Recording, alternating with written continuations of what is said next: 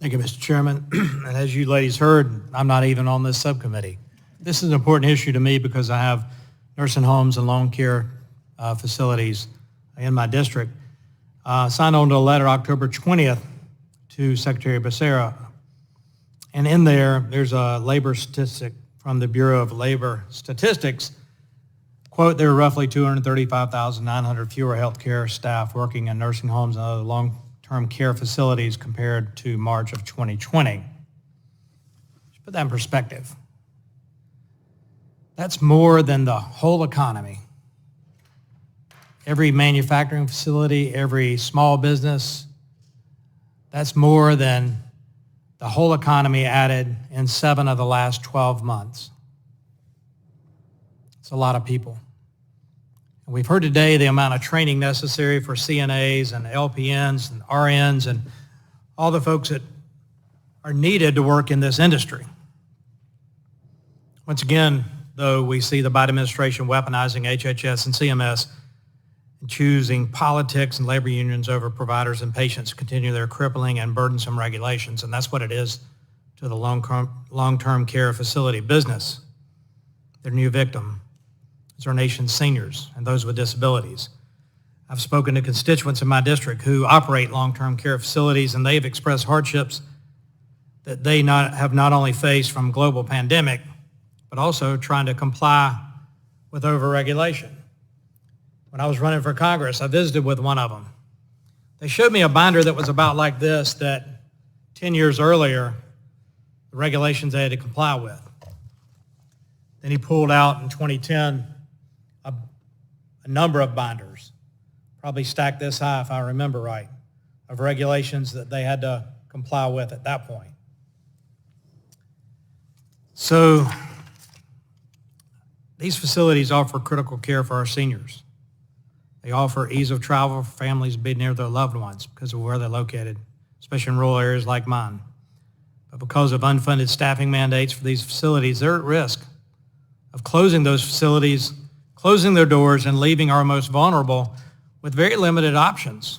Hundreds of people unemployed, thousands of people unemployed, and families facing with what to do next with both their loved ones that are at the senior level that need that care, but also those with disabilities. So I want to thank you all for being here. It's been an interesting hearing. I've tried to listen and take in that information. My question is for Ms. Schuman. Are there ratios that long-term care facilities have to comply with, the number of CNAs for the number of patients, or number of maybe higher than CNA, RN, LPNs to the number of patients in the facility?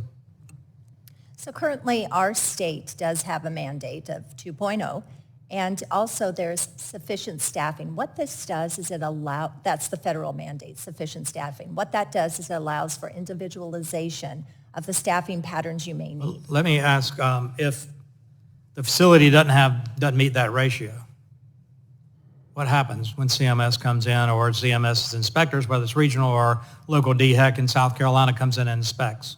What happens? The proposed mandate would implement fines. Current mandate implements fines, correct?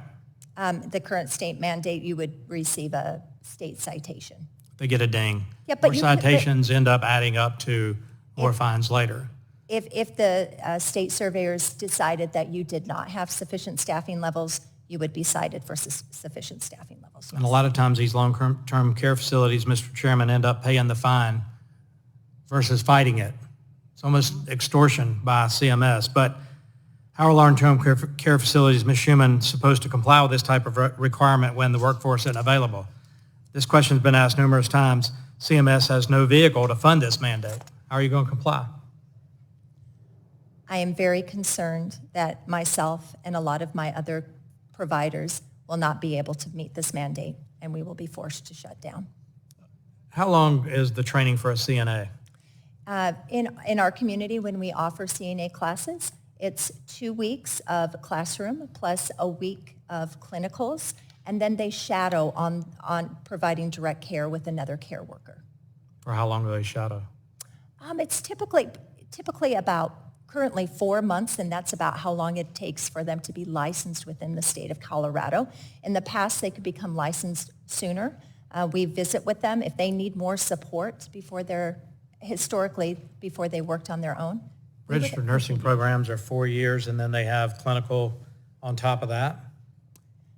So an RN, you can get an associate's RN in 2 years. You can get a bachelor's RN in 4 years. Okay.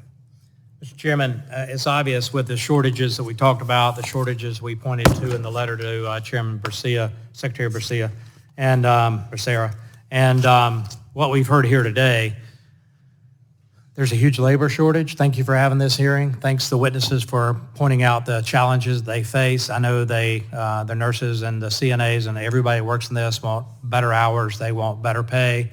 But how do you do that when facilities are looking to close their doors if they have to comply with these very costly mandates? So thanks for letting me go over. And with that, I yield back.